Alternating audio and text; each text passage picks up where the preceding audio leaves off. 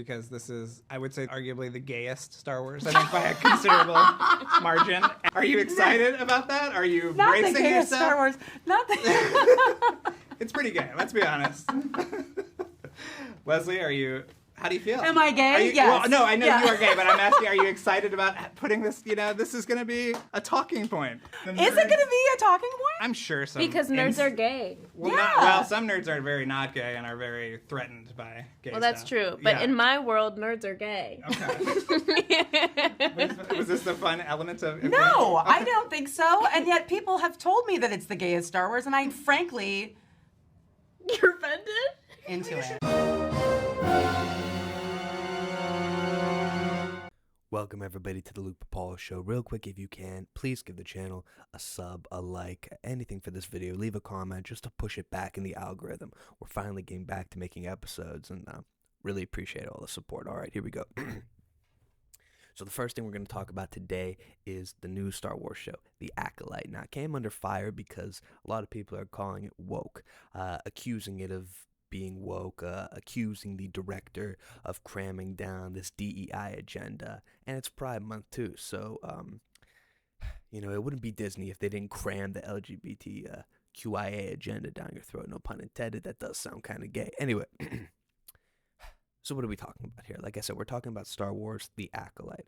The brand new show takes about 100 years before Star Wars: The Phantom Menace, which is Episode 1.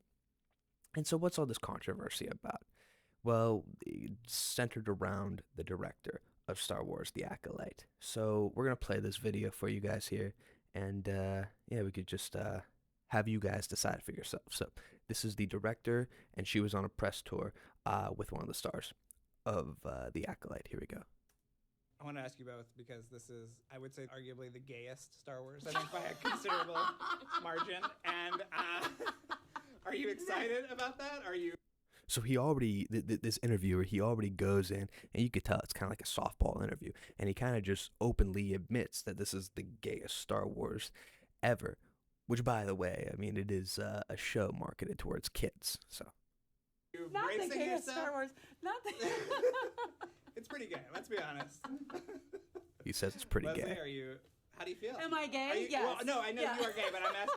Of course, she is an openly gay woman. Okay, that's besides the point. Are you excited about putting this, this is going to be a talking point? Is it going to be a talking point? I'm sure some. Because nerds are gay. Well, Yeah. some nerds are very not gay and are very threatened by gay Well, that's stuff. true. But Yeah. in my world, nerds are gay. Okay. What does that even mean? Was this the fun element of it? No, Okay. I don't think so. And yet people have told me that it's the gayest Star Wars, and I'm frankly You're offended? into it. No. The director of The Acolyte says that this is the gayest Star Wars. People have told her it's the gayest Star Wars, and she's actually kind of into it. That's a little bit weird, considering it is a kid's show after all. I think that Star Wars is so gay already. Okay. What does that Have mean? you seen the fits? We'd be like, look how gay this is, and then send each other a reference photo. And are you telling me, with a straight face, that C-3PO is straight? They're a couple. That's what I think. But this is more outward. I think This woman just suggested that C-3PO and R2-D2 are a couple, which they're robots, they're droids. It doesn't really make that much sense to me, but whatever. Continuing on here. it's canon that R2-D2 is a lesbian. Oh, Ooh. interesting. Yeah. Huh. Ask Filoni. Okay. Ask for Can you one. imagine? Yeah. Jeez. All right, folks. Yeah, that was the new director of Star Wars' newest show. So that's quite interesting. What I'm going to do now is I'm going to play you another clip as well. So you guys can feel however you want to feel about that. Happy Pride. I mean, we are in it. We are in Pride Month. So we are in the thick of it now. And so something else, too, that was interesting. That lady right there, Amanda Stenberg, who is right next to the director. Well, I'm not going to lie, I forget her name. But I know she is a outed lesbian, whatever. That's besides the point. The point I'm trying to make here is it's kind of weird how these people are so wrapped up in their sexual identity and the sexual identity, the LGBTQIA storytelling in Star Wars, when ultimately this is still marketed to kids. I mean, once again, I've said this before, many shows. But if I was trying to depopulate the world, what I would do is I would push homosexual relationships through commercials, through advertisements, not just commercials, through movies, through TV, and I would push it on the younger generation that's coming up so they wouldn't feel the need to reproduce. So they would get into these relationships where reproduction isn't a focal point. Obviously, you're still in love, that's your thing, and I have no quarrels with the LGBTQ community on this, but when it becomes the majority, then there is a problem because you see, our reproduction rates are already below what a productive society needs to sustain. I think it's like 2.0. We're 1.6 right now per family, or however it works, 1.6 children per family. And so I don't know, man. I don't know. It's a little sketchy. Here's my review on The Acolyte. Okay, I watched episode 1, and it's not that bad. Truthfully, it's not that bad. I want to show you guys a little summary of it, okay? So, we have right here, we're going to make it big for you. So, we're going to pause this. And this is from Wall Street Silver, okay? So, it says, he summed it up. He said, the first 2 episodes of The Acolyte are getting horrible reviews as woke and boring. It's not true. It actually got an 86 on Rotten Tomatoes, which, I mean, you would have guessed it, right? He says right here, it gets worse in episode 3 next week. Reviews under NDAs, I've seen it already. They say it's worse than The Last Jedi, and they will kill many remaining OG fans. The backlash will be so bad that Disney CEO Bob Iger might have to make changes at Lucasfilm. So this is Wall Street Silver analysis on the whole thing. So not only has the director from The Acolyte come under fire because of that, but also this main character, who we will touch on in a brief second here. This main character, she made some comments, and I think this was a while ago on The Daily Show with Trevor Noah, when Trevor Noah was still hosting. She made some comments about the typical fan of Star Wars, and we're going to go over it, and I'm going to play it for you, obviously, and we'll see what you guys think.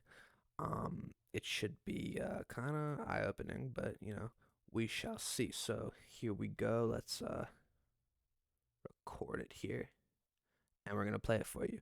Like I said, this is the newest star for Star Wars.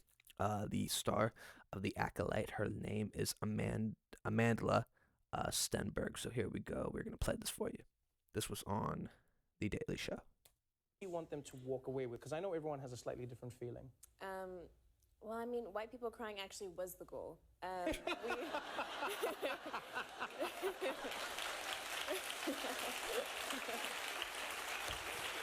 was the goal. What? I would like to say it is kind of weird that, I mean, you're the star of a show, right? I mean, race doesn't really matter in this scenario. Obviously, I'm white, but I'm not crying. I mean, this is just another ordinary, another ordinary thing for Star Wars. But like, this lady says, this show, the whole purpose of the show, maybe she was joking. I mean, it is what it is. I wouldn't be surprised if it's not. But she literally says, the actress, the lead actress of the show, is saying the goal was to make white people cry in response to this new Star Wars show, The Acolyte. Which, I mean, I don't know, it's kind of divisive. The Star Wars fan base, I will give it to this lady and anybody who criticizes the Star Wars fan base. Like, it's kind of a toxic fandom, but when you do things like this and you make changes like Kathleen Kennedy, the head of Lucasfilm, has, and you constantly just like make changes in the story with the characters and stuff like that, that it doesn't even make sense. I mean, I'm not even a dad, but you make changes in the story that just don't make sense with the plot. Like in episode 8, when they kill Supreme Leader Snoke, like it doesn't make sense because for 3 years the buildup was, who is Snoke? Who is Snoke? What ties does he have to the dark side, this mysterious figure? And all of a sudden, boom, they kill him. And then to kind of fix that plot, because nobody liked that idea, the decision, you fix it up, and now, oh, Palpatine was behind it the whole time. It's like, what are you doing? You literally just threw him back in there. He was not part of the whole story. And then you make Han Solo a deadbeat dad in episode 7 when he's the hero for the original trilogy. Same thing with Luke. You make him a failed teacher, a coward. And Leia, I mean, you didn't focus really on her. You know what I mean? She was in there for a little bit, but that was it. And so the betrayal of the fans, the true fans that grew up with this stuff. And I know George Lucas came under fire. He was talking about how, we made Star Wars for kids. And the problem with the toxic fandom now is that all the kids grew up. And so we're not making it for these people anymore. That's what he said. But I don't know, man. It's, listen, I saw the first episode and they were talking about this lady, once again, Amanda Stenberg, her character who lost her family in a fire. Okay, whatever.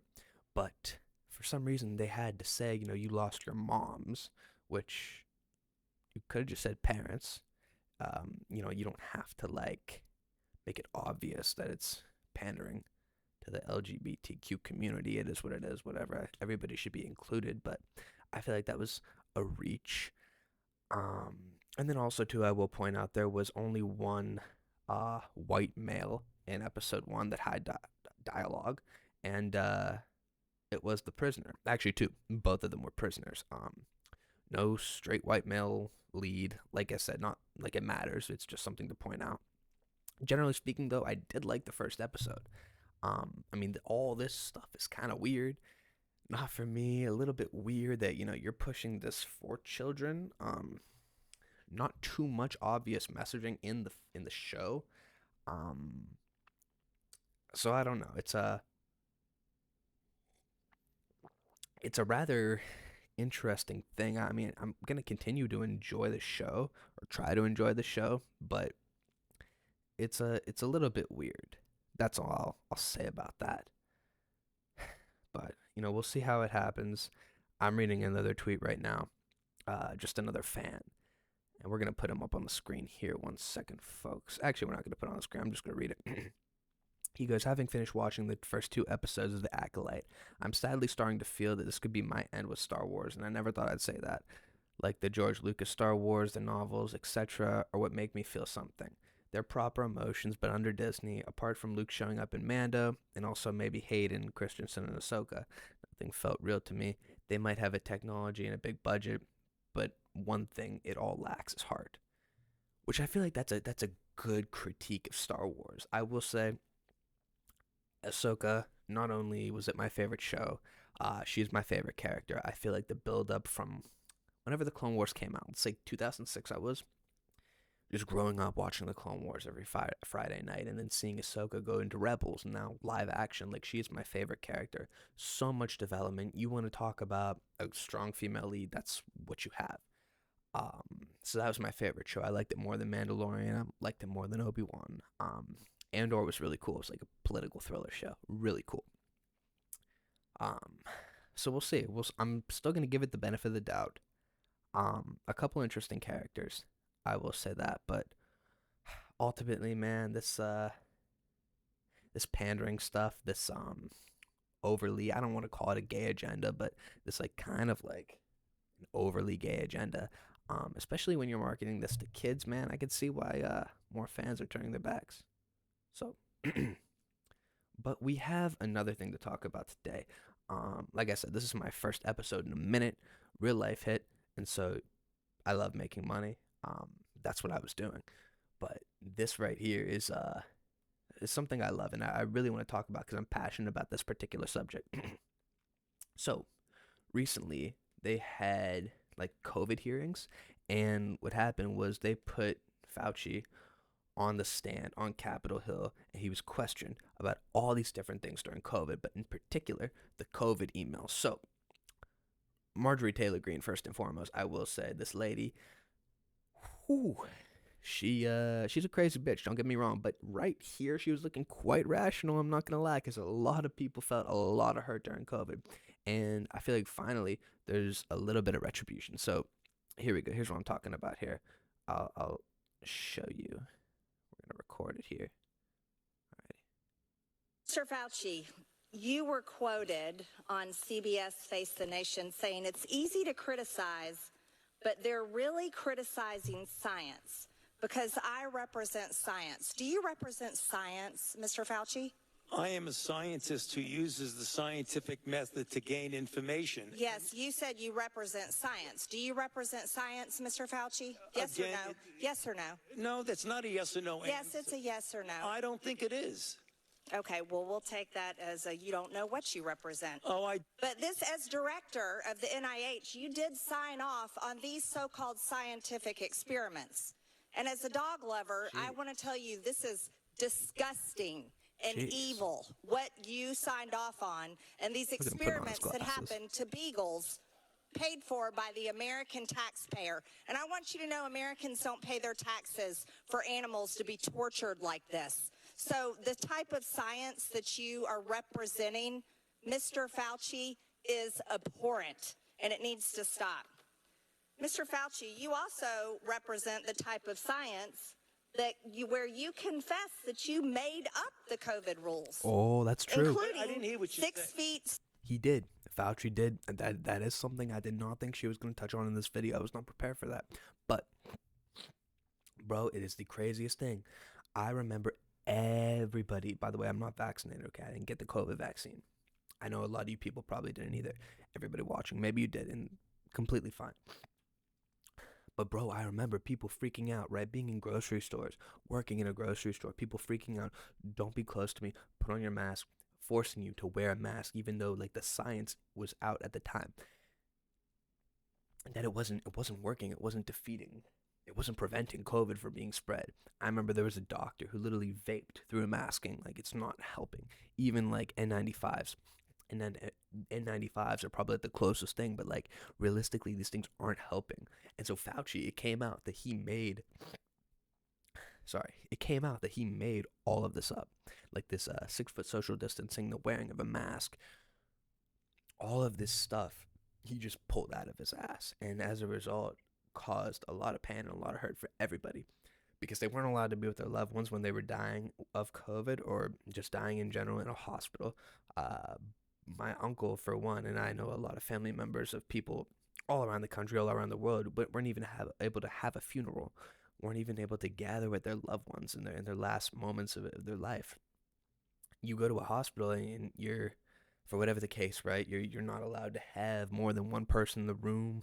It's crazy, man. Not only that, but schools, kids were put in this terrible position that compromised their development and their growth because they had to learn online. They had to learn from home, from Zoom, and then on top of that, you're socially distancing them, so they're not growing at a regular pace. They're not developing relationships with kids, stuff like that, how to act, social cues, whatever, because they're wearing a mask. Anyway, so continuing on, she's getting him on this. I'm surprised. Social distancing and masking of children. I never said I made anything up. You admitted that you made bullshit. it. You I made it didn't up as say you went. I made it up. So are you saying this is fake news, Mr. Fauci? I didn't say I made anything up. What Bullshit. did you say? I said that it is not based in science and it just appeared. But That this means you is made it up. science. What does dogs have messed to up. do with anything that we're talking about today? These are scientific experiments. He did this run is what you experiments on these signed off dogs. on. But you also told the Killed 'em. American people they had to distance by 6 feet. They had to wear masks. But true. let's also talk a little bit She's a further cold bitch, about I'm the not gonna type lie, of she's getting 'em. science that you represent. NIH scientists made $710 million in royalties from drug makers, a fact that's been hidden. Let's talk about the fact about Hold on, I had no clue. They made $710 million off of all this? No way. No way. is it right for scientists and doctors getting paid by the American people, government taxpayer paychecks to get patents where they're paid millions and hundreds of millions of dollars in royalty fees, especially when the NIH and these government agencies, most powerful agencies in our country, are recommending medical suggestions and advice and making up guidelines like 6 feet distancing and masking of children. Do you think that's appropriate? Do the American people deserve to be abused like that, Mr. Fauci? Because you're not doctor. You're Mr. Fauci in my few minutes. No, I don't need your... What? How did I not see this? She said, "You're not Dr. Fauci, you're Mr. Fauci. You haven't earned that. You're not a doctor. You're not worthy of my respect." Whoa, Marjorie Taylor Greene, you cold bitch. I wouldn't vote for you. But let me tell you what, she's ripping him a new one. Let me tell you, cold bitch. Whew.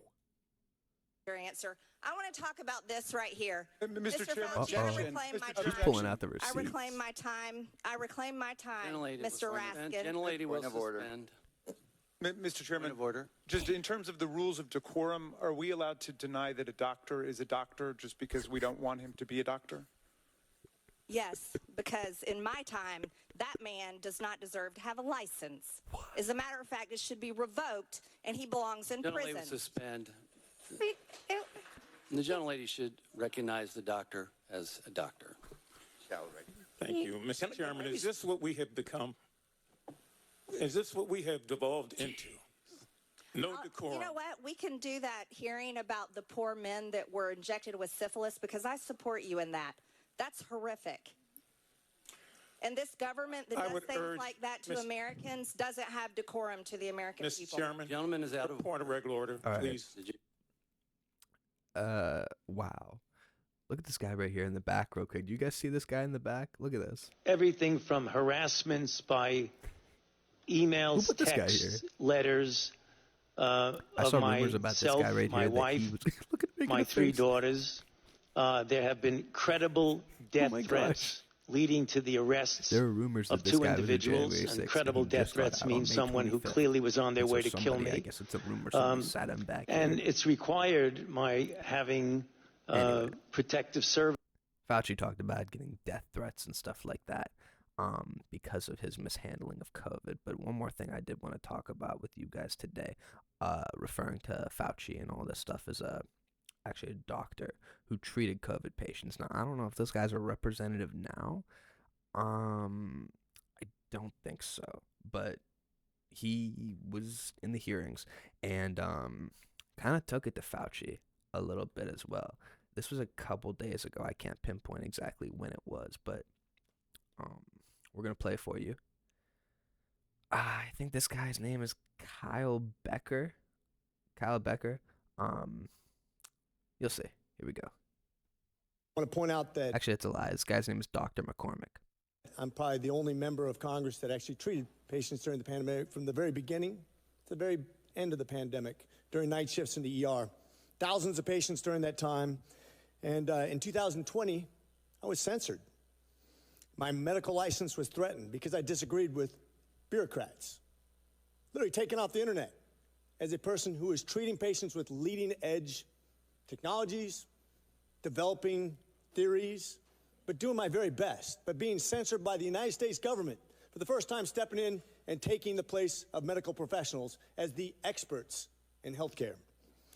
Any dissent surrounding COVID-19 treatments, mask mandates, and any public policy surrounding the pandemic was immediately labeled as anti-science. I watched as public health officials and politicians told my patients what treatment options were best for them, regardless of their comorbidities or their medical history. Despite my education and my training and my experience, my opinions were relegated to conspiracy and misinformation by so-called healthcare experts who had never treated a patient throughout the entire pandemic. This has been a black eye on the medicine and has highlighted why government should never insert itself in between patients and their healthcare providers. The American people deserve to make medical decisions through conversations with their physicians rather than politically motivated mandates. Dr. Fauci, did you ever treat a patient for COVID during the pandemic? I was part of a team that was at the NIH that took care. We didn't take care of many of them. Okay, so not hands-on. No, he didn't. Got it. Thank you. He's calling him out. Thank you. Why would I be criticized by a bureaucrat for doing my very best as a healthcare? This is a rhetorical question. Guys, if you don't know what a bureaucrat is, it's a official that's not elected that has a substantial amount of power in government but wasn't elected. But why? If you didn't know the definition. Why would the government, who's never treated a patient for COVID, you can read all the things you want, but you're not there. You're not seeing patients. You're not watching people die, intubating patients right there with that disease in your face, watching it happen, watching the development of this disease and actually learning from it. But I'm being told by bureaucrats what's right and wrong. And what's funny is everything I was censored on, I was proven to be right. Pretty crazy, isn't it? You said in an interview that you gave as part of an audiobook written by Michael Spector, that you believed an institutional should make it hard for people to live their lives so they'd feel pressured to get vaccinated. Could we run the audio? This is true. Listen to this. They took it to him. So Fauci said he's talking about wanting to make it hard for people to live their lives, so they have to get the vaccine. Listen, this is truly authoritarian and very terrifying to hear. And the fact that we had to live through this is very scary. This happened in America. Here we go. You a clip on that, please? You think can be done about it. I have to say that I don't see a big solution other than some sort of mandatory vaccination. I know federal officials don't like to use that term. Once people feel empowered and protected legally, you are going to have schools, universities, and colleges are going to say, you want to come to this college, buddy? You're going to get vaccinated. Lady, you're going to get vaccinated. Yeah. Big corporations like Amazon and Facebook and all of those others are going to say, you want to work for us, you get vaccinated. And it's been proven that when you make it difficult for people in their lives, they lose their ideological bullshit and they get vaccinated.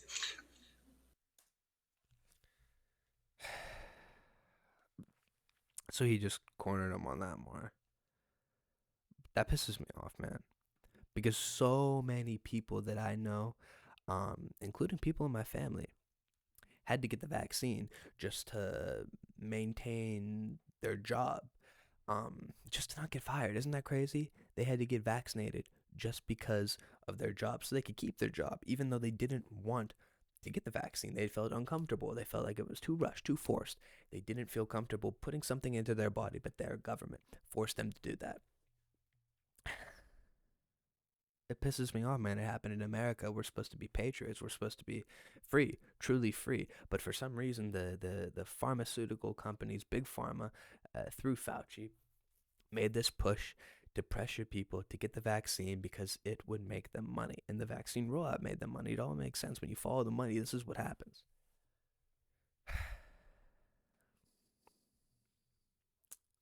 Truly sad, man. You couldn't get into a grocery store without a vaccine passport, or at least they were trying to get that in New York. They wanted you to have this vaccine passport, and you wouldn't be allowed to go certain places if you didn't have the vaccine passport. And this was like a real thing that they tried, and thankfully the American people didn't let it happen. But that doesn't mean that they're not going to try again, so we have to be prepared when they do this shit the next time, whatever it is. They're talking about the bird flu now. I don't buy it. It's going to be a crazy 5 or 6 more months. No, 5-ish months, whenever the election is. 5 months. And speaking of the election, folks, I haven't talked about Trump being arrested. 34 criminal accounts found guilty in New York. We're not going to talk about it too much, but I do want to talk about something that he said about Hillary.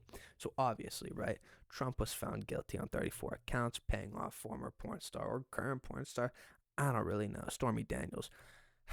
The talk is that he used hush money, paid her off with hush money that may or may not have been campaign finances. Folks, we don't know. I'm not going to lie. Then there were reports that James Comey, who was managing all Trump's stuff, financials at the time, I think. He was his lawyer, maybe. I'm not sure, but he miscategorized what the money was being spent on, and it wasn't campaign funds. I'm not too sure. I've been trying to listen to more just to understand, but everybody, pretty much everybody that isn't a Democrat, even around the world knows. I mean, Putin even said this is a political stunt just to put Biden's political opponent in jail so he could get 4 more years guaranteed, because we all know, folks, Trump's going to win. If they don't kill him, if he's not in jail, screw it. I think Trump wins if he's in jail. Honest to God, I think he wins if he's in jail, but if they don't kill him, he's coming back. And so they got a corrupt DA in New York, corrupt judges who are working through the Biden administration working through them to get this to happen. But I'll tell you what, man, this is a scary time. For a lot of people, though. I mean, I think it's kind of funny personally because Trump somehow is gaining more and more support. So Trump was saying this about Hillary Clinton, talking about him potentially being in jail. Here we go. And I said, wouldn't it really be bad, you know, with like, as an example, Hillary, with the hammering of her cell phones and all of the things she did, but wouldn't it be terrible to throw the president's wife and the former Secretary of State think of it, the former Secretary of State, but the president's wife into jail. Wouldn't that be a terrible thing? But they want to do it. So, it's a terrible, terrible path that they're leading us to. And it's very possible that it's going to have to happen to them. And I said, wouldn't it really be bad? Fellas, with like bosses. Guys. I don't think everybody on the left, maybe if you're watching this, I don't think everybody on the left realizes what this is setting up. Biden proved that it's okay to go after your political opponent now. And I don't think that you're ready for the counterattack once Trump gets in, if he does get in, if they do not kill him. Which if they kill him, it's going to start a civil war. So I pray to God that everybody keeps their lives and nobody gets assassinated, because it's truly going to start a civil war. But the precedent that Biden has set up right now, and the Democrats that want this to happen have set up right now, you don't want Trump to be able to do this to you. I'm just saying, now that they weaponize the justice system, it's kind of all bets are off at this point. We're in uncharted territory. It's going to be a crazy 5 months, I will say that. So, yeah, folks. This is the news cycle of America that is ever changing and ever evolving. And tomorrow it's going to be another thing, and so on and so forth. So, if you haven't already, please subscribe to the Luke Pipala Show. We are trying to give you an episode a week at least, trying to prioritize my time better. We're about 31 minutes right now. So trying to get back Thursday, 5 p.m., put out the clips after or before, just to kind of get back in the algorithm and build this thing. Because I really love reporting on the news, talking about this, kind of being a journalist, but also giving it a little bit of comedic flair. So thank you, folks, if you, were able to stay through this first episode back. A little hard, the first one back. But, yeah, I'm going to try and make it a routine again. And, yeah, it's been a pleasure. We'll see you.